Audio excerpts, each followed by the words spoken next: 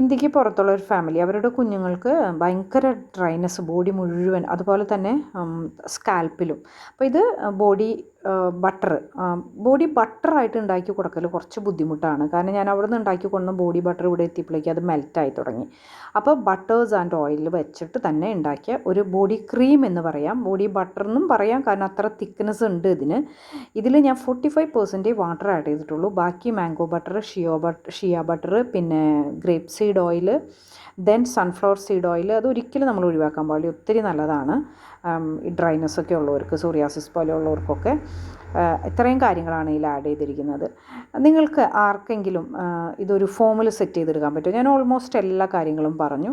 ഇനി വളരെ ഈസി ആയിട്ട്, എസെൻഷ്യൽ ഓയിലൊന്നും ഞാൻ ആഡ് ചെയ്തില്ല കുഞ്ഞുങ്ങൾക്കായതുകൊണ്ട്, വളരെ ഈസി ആയിട്ട് നമുക്കിത് ഫോമിൽ സെറ്റ് ചെയ്തെടുക്കാവുന്നതേ ഉള്ളൂ.